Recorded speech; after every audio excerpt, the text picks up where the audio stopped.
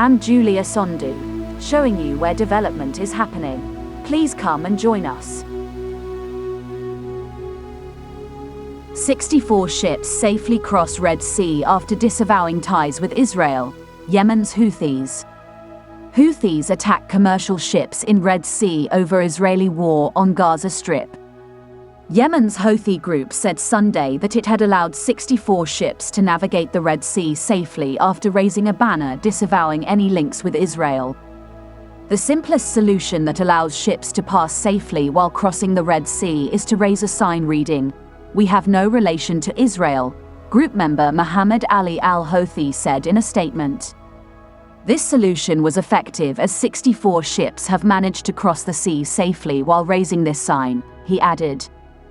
Tensions have escalated in the Red Sea amid Houthi attacks on commercial ships suspected of having links with Israel. The Houthis say their attacks aim to pressure Israel to halt its on the Gaza Strip.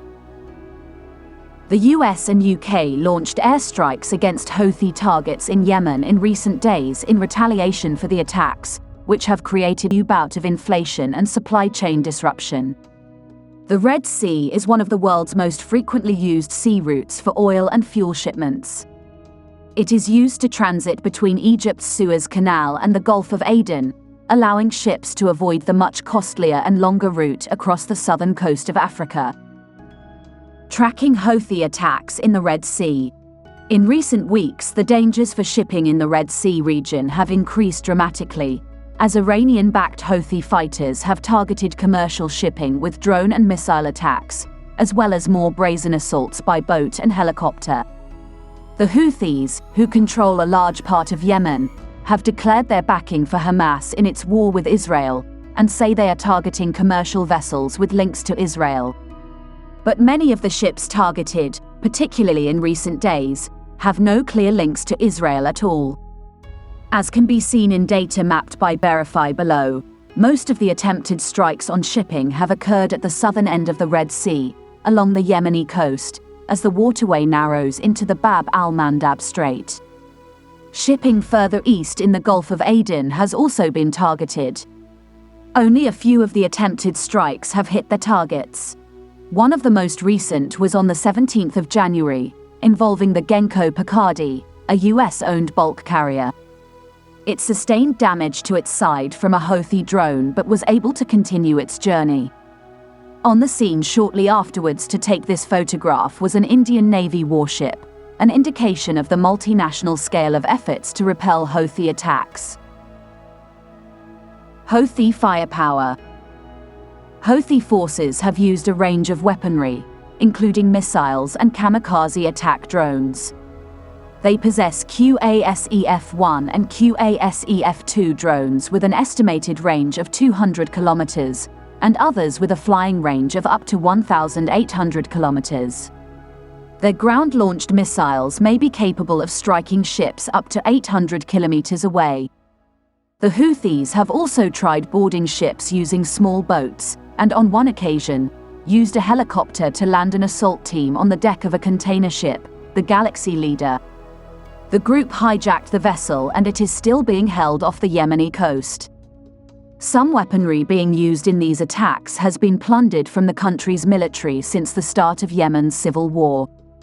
The UN also says components for Houthi weaponry have been sourced from East Asia through civilian supply chains.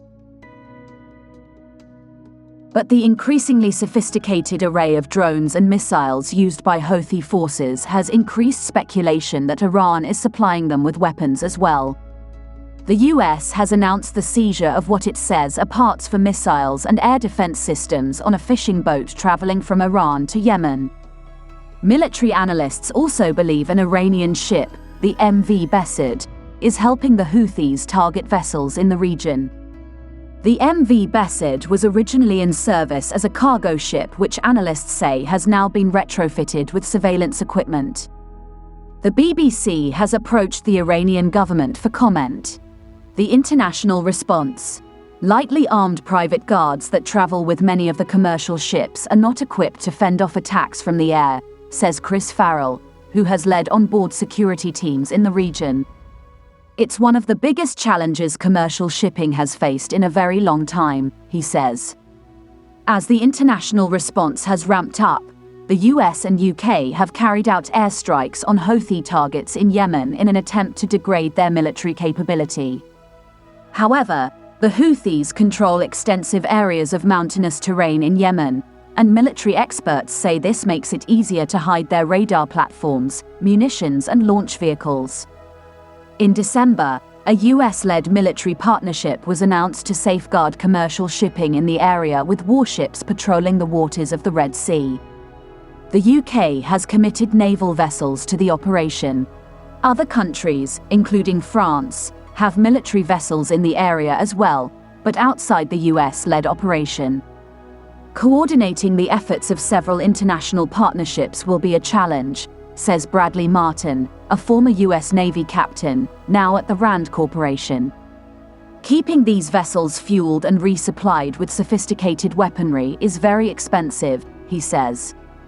An intercept missile such as the Sea Viper can cost over $1 million, whereas a Houthi attack drone may only cost a few $1,000s to produce. Evasive action.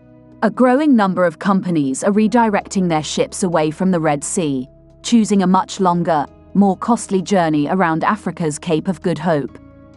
Those operators choosing to risk the dangers of the Red Sea route have adopted other measures to reduce the possibility of attack. Some have disabled their onboard AIS tracking, the system all commercial shipping uses to allow their position and declared route to be monitored, making it harder for Houthi forces to locate them. Some ships have taken to declaring "no link to Israel" on their location equipment. Others have written "armed guards on board" or "all Chinese crew," underscoring what ship owners believe will deter attackers. Meanwhile, on the 21st of January 2024, 64 ships safely cross Red Sea after disavowing ties with Israel. Houthis attack commercial ships in Red Sea over Israeli war on Gaza Strip. Yemen's Houthi group said Sunday that it had allowed 64 ships to navigate the Red Sea safely after raising a banner disavowing any links with Israel. The simplest solution that allows ships to pass safely while crossing the Red Sea is to raise a sign reading, "We have no relation to Israel," group member Mohammed Ali al-Houthi said in a statement. This is the end of our program today. See you on Intervlog same time tomorrow. Thanks for watching. Please like and subscribe to my channel and press the bell icon to get new video updates. Thank you for watching Intervlog.